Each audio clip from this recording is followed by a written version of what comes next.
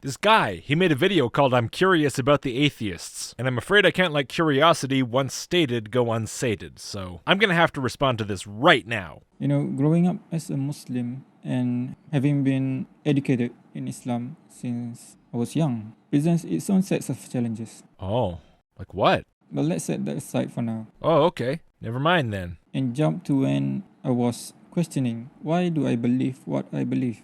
Oh, and what kind of answers did you come up with? And when I got my answers, I went on to think on the flip side. Wait, so you're gonna tell me that and then just leave me hanging? You're not gonna tell me what the answers were? I am not happy about this. Why do other people think what they believe are true? Are you looking for one answer to that question? For example, to the atheists, how can you believe that you're born into this world without you have been interfering with the creation of this earth and this universe? As far as you know, and as far as I know, everybody knows that you have no power in creating the universe. You have had no contribution to the creation of the mountains, of how the tree works, of how the rain works. You had nothing to contribute to the laws of the universe. Anyhow, one day you were born and you're now alive. So what happens now? So, to cut out the whole middle part that didn't seem to have any relevance to the meaning of the question, because it was just stating that you didn't create the universe or the way the universe works, that was just a really, really long-winded way to ask, how can you believe that you were born and then you were born and what now? I'll play back just those parts. That is the actual question.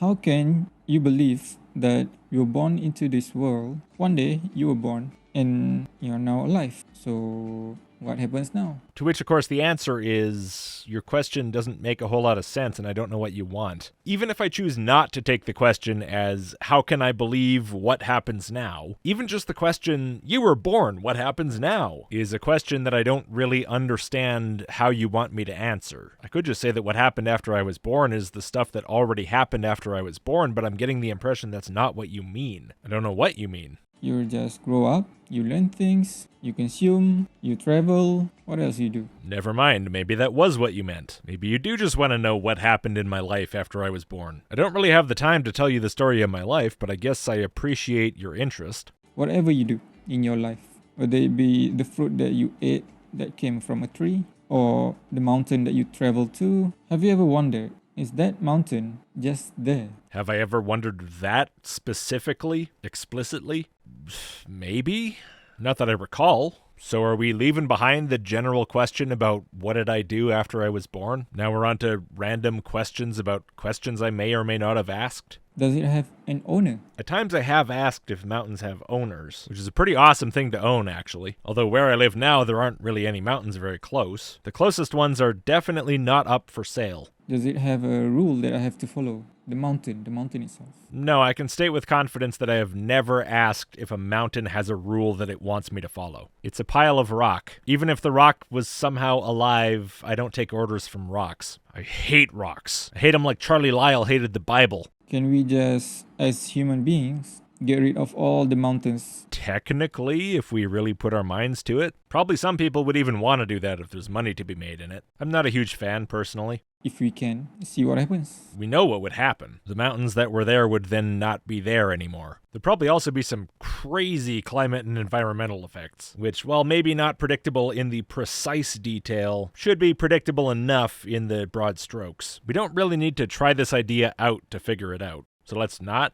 And then, while we are at it, why don't we evaporate the seas if we can? Okay, I actually don't think we could do that. I think that'd probably take a lot more energy than we have available. Come to think of it, maybe leveling every mountain on the planet might also take more energy than we have. I don't know. Why are you talking about this like this is just a fun little project that maybe we'll want to do tomorrow? I'm bored. Why don't we just destroy every mountain on the planet and evaporate all the seas? That sounds easy and fun. Yeah, even if we can do that, I think maybe we won't. We're using those. If you want to get rid of them, at least wait until we're done. Let's say that we can do all of that. That's a big let's say, but okay, let's say. Is there some sort of regulation in place that says we shouldn't. Yes, there are regulations in place to prevent that, yes. Not just regulations either. I'm pretty sure if someone went out into international waters with a giant ray gun and started evaporating all the oceans, that wouldn't really be like a regulatory issue. It would be more of a get the Navy out there and destroy that person immediately kind of issue, because that's what we call a supervillain. And if that regulation exists, who is it by? You're going to have to be more specific. Which particular regulation are we talking about? It's not like there's just one. And why should we listen to it? Well, typically there's some sort of punishment attached to violating it. Fines, jail time. I don't know what to tell you, man. If you want to know the penalties for violating a regulation, go look up the regulation. And just for your information, I don't think there's probably a regulation specifically about evaporating all the seas and destroying all the mountains on Earth, which is just because nobody has the money or power or equipment or anything to do that. The entire human species put together probably doesn't. So that's not really something that's a concern at the moment. But there are regulations about doing certain things with mountains or the ocean on a more limited scale, which I would expect could easily be interpreted by a judge as extending to flattening the mountains and evaporating the ocean. Let's say the world leaders tell you you should not evaporate the seas. And let's say that I've invented a machine that will harness the power of the sun and then evaporate all the seas in the world. It's a little troubling, honestly, that you're asking this question. It's kind of like, if you came up to me and you said, hey, listen, is there a regulation against robbing a bank? Like, let's say, and pure hypothetical, okay, but let's just say that I just bought a balaclava and a gun, and then maybe let's say that I was planning to go to the bank on the corner of 101st and 110th, and then maybe point my gun at the teller and yell, everybody down on the fucking ground, give me all your money, put all your money in this hockey bag. Say I did that, do you think that would be a good idea or a bad idea? I guess what I'm trying to say is, can I see inside your garage? It's just an example. Oh, of course it is. Wink. Don't worry, the rivers are fine. It's just the seas. Oh, good.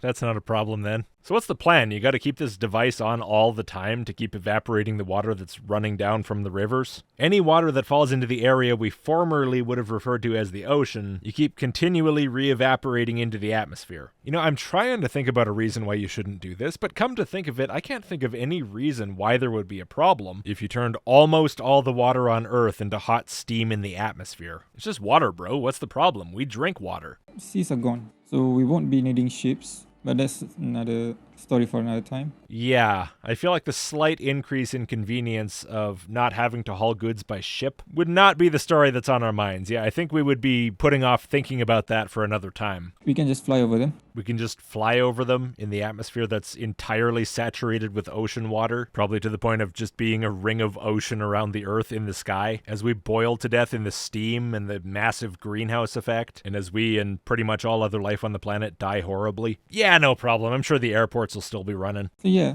if that were to happen, it shouldn't be a problem, right? No, of course not. I can't think of a single problem that would happen. But why shouldn't it be a problem? I have no idea why you think it shouldn't be a problem. To everyone else, the problems are pretty apparent. How are they not apparent to you? Why is it subjective? It's not. Boiling away all of the oceans on Earth would be a major problem for everyone, in the sense that we would all very rapidly die. That seems like a problem just by definition. I don't see how you could look at that and say, oh, that's not a problem for that species. Yeah, but it is, though. That's what the word means. Why is it debatable? Because if somebody feels like having that debate, they're physically able to do so. Who told you that it is debatable to evaporate the seas? You did. You're literally the only person who has ever told me that. This isn't some normal everyday conversation. You realize this. Is everything in our life subjective? No. Your perception of it might be, your interpretation of it might be, but no, I think there is an objective reality that you're interacting with. Is morality itself subjective? Yeah. What kind of selfish, self-serving prick you are? I don't know. Give me a lick. Find out. Cherry flavored, maybe? If you think that things just happen. For the most part, things don't just happen. They happen for some reason. That's what science is about. How is this self-serving? No one owns anything. What? Of course people own stuff. What do you think, I make these videos on the computer at the library? We just came about. That's not really a fair representation of my views on how people came about, but again, how is this self-serving? That idea wouldn't serve me at all. It's just a random idea. It has no real impact on my goals. We just breathe air. What a self-serving prick I am for thinking humans breathe air. We eat food from this world. We sleep. Fucking atheists and their Believing humans sleep. We go to work, improve ourselves, make families. Most selfish thing you can do. Make a family. So I take it you're single? Miraculously, we can make families. Not sure I'd call it a miracle. But yeah, it's cool. Yes, it's a miracle. Fine. You were non-existent at one point, and then you exist. Yeah. I'm a selfish son of a bitch. What can I say? I'm taking up space on the planet. And then you have the natural ability to bring life to this plane of existence. Plane of existence? What is this, D&D? How come that standard, that rule exists in this world? What rule? That you're a selfish prick if you think people breathe air and make families? I have no idea, man. You tell me. The reproductive organs, the reproduction system. Oh, that rule. Is that a rule? How is that a rule? It's more like just a biological function. And some babies get born prematurely, some couldn't get born, some die after birth. Some people get to live until they're 100 years old. Okay, so what are you asking? Are you asking why is life unfair or something? Are you upset about this? Does this bother you? You want me to change it for you? You want anything else while I'm at it? Fresh diaper, a bottle? What is this thing called life? What doth life?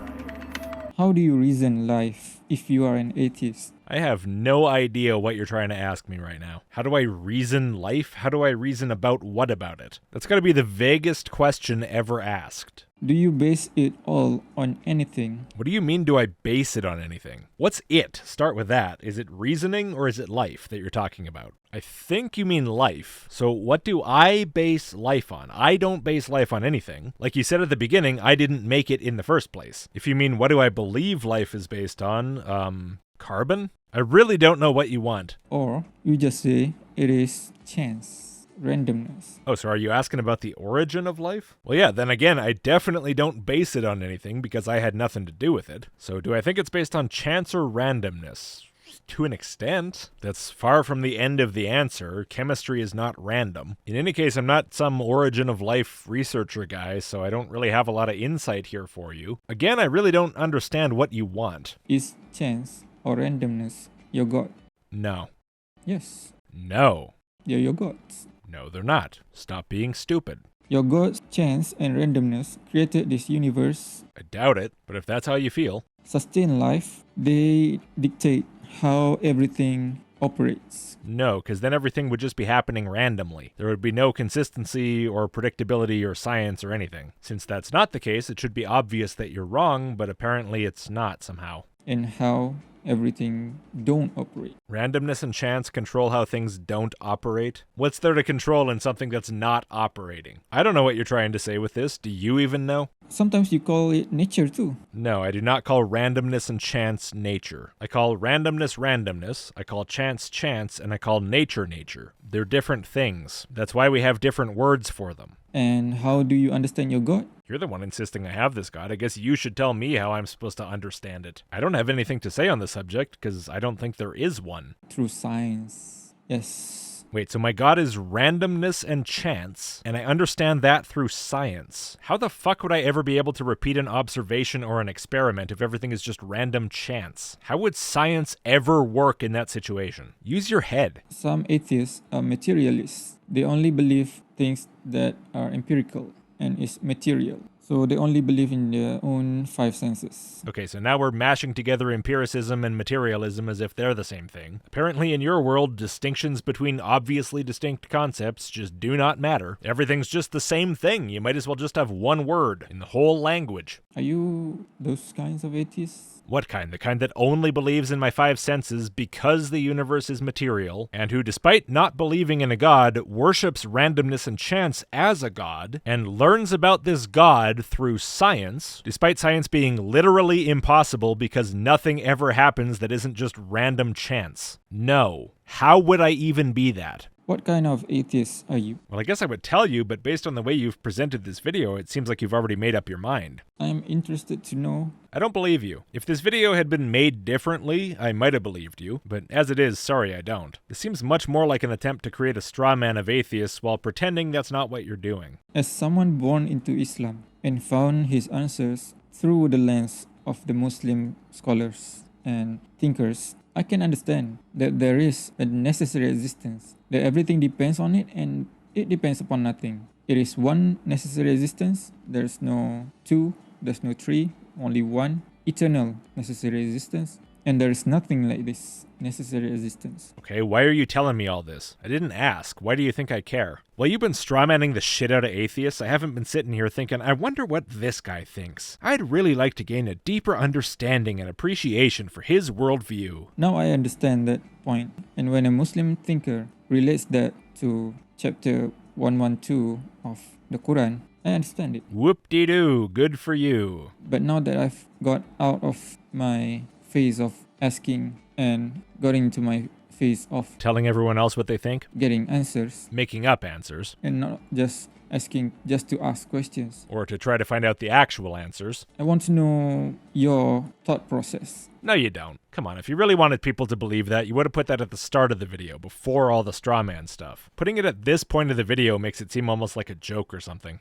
Why do you think that it is rational, completely rational, for you to have been born? I don't? Me being born is not a thought. You didn't know that your great great great great great great great grandmother exists, True, when I was born, I didn't know that. but you believe that she existed, right? In the general sense, yes. I believe I had one, or I should say, how many greats were there? Great great great great great great great grandmother. Okay, 7 greats. Okay, so that'd be 256 of them. Unless some of them overlap, which is possible. At some point that's mathematically inevitable, but not at the 7 greats level. You haven't seen her birth certificate? Which one's birth certificate? But yeah, you're right, I haven't seen any of their birth certificates. I don't know any of their names. I don't know who any of them were. That's not required. Why would that have anything to do with establishing that the number of ancestors in each generation prior to me doubles? Or that I have ancestors at all? You haven't seen any scientific evidence for her existence? Yes, I have. I've seen both evidence of how human reproduction works and of the age of the human species, which means that unless something incredibly bizarre has happened, I had 7th great grandmothers. Now, of course, maybe some incredibly bizarre thing did happen. Maybe the world just popped into existence in 1972. I just don't think it's that likely compared to humans just kept making more humans for a while. Do you not believe you had 7th great grandmothers? No, I suspect you probably do believe it, and I suspect that the reasons you believe it are probably fairly similar to my own, in which case you can't really think they're that bad. So what are you even trying to say? But you know that she existed.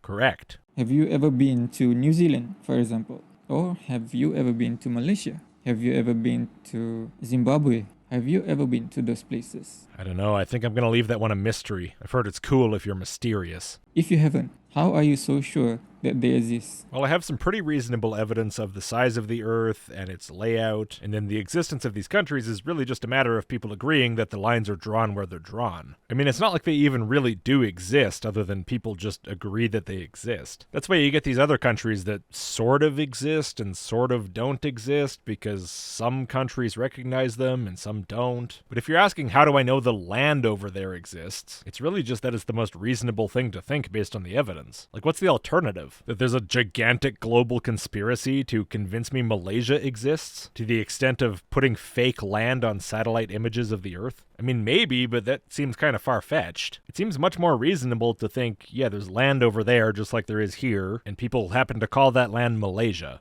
Again, I suspect your reasons are very similar to my reasons. I don't think God told you in the Quran that Malaysia exists, so I doubt if you think my reasons really are that bad. Is it by testimonies by other people? If you count like satellite imagery of the Earth as testimony. Look, I know that what you're driving at is that believing in Malaysia is exactly as reasonable as being religious based on testimony, but I'm sorry, there's a world of difference between believing the mundane claim that there's a bit of land somewhere else and people happen to call it a certain thing, just like with any land I've ever been on, and accepting wild supernatural claims because someone told me so. Especially when you consider that I've seen this land in photographs from space and from the ground, in street view, and every source attests that that is in fact what this land is called, which means that people are in fact calling it Malaysia. At some point in the past, you might have had to take the existence of Malaysia purely on testimony. Yeah, that would go for a lot of things. That would go for the sea monsters out in the ocean, the edge of the earth, Atlantis. Maybe this kind of argument would work in relation to the more far-fetched claims of distant lands in the past, but the world where that applied is long gone. By your news channel? No, why would I have one of those? Are you sure? Or are you one of those people who are not sure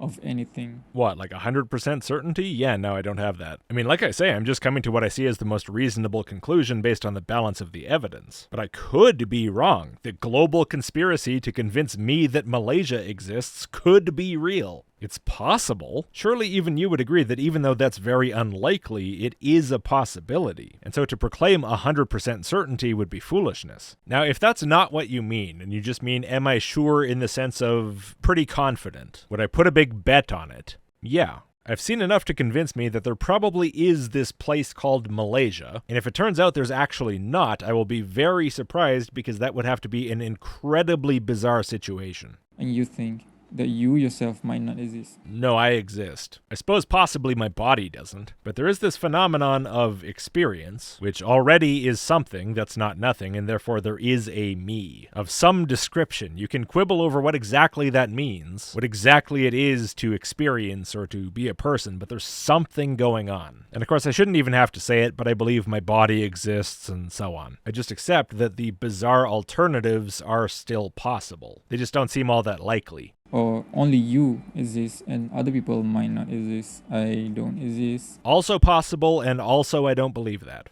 Which means, if someone were to commit a crime to you or your family, you shouldn't have to react to it. It just happens, right? So admitting the philosophical possibility of propositions that I don't believe are true means I should be fine with being the victim of a crime. Do you actually see some kind of a connection between these things? Because I don't. Or if you were to commit a crime in a court, you can just say that, Judge, I'm not even sure that you exist, so I don't mind. Just do anything you want to me. I don't care. My concern for courtroom proceedings is not contingent on having 100% certainty that I'm not being deceived as to the events that are going on. There are basically infinite ways for me to be deceived. The whole thing could be an elaborate prank. I'm in The Truman Show 2.0, and they thought it would be good for ratings if they convinced me that Malaysia exists and that I'm going to court. Yeah, it's silly, but it's a possibility. That doesn't mean I believe it, and that doesn't mean that I'm going to stop taking court seriously. No wonder you flop so hard at philosophy if you're scared to even engage with any questions because you think it's supposed to make you not care about anything.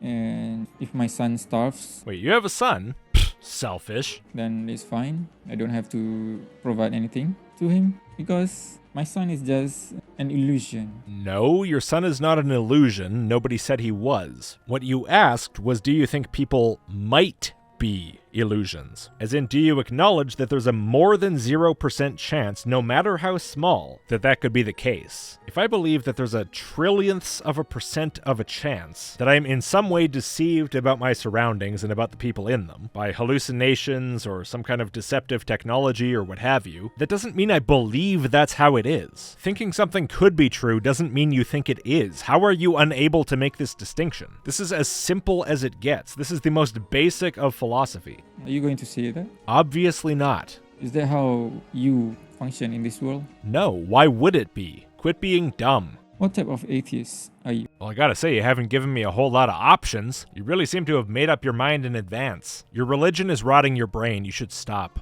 Anyway, thank you everybody for watching. If you would, before you go, please do give the video a like and click subscribe if you haven't. If you like the channel, maybe consider supporting. A couple of bucks per video or per month helps a huge amount, and enormous thanks to all of my supporters who've already made that choice. Early access, email list.logicked.com, and I'll see you next time.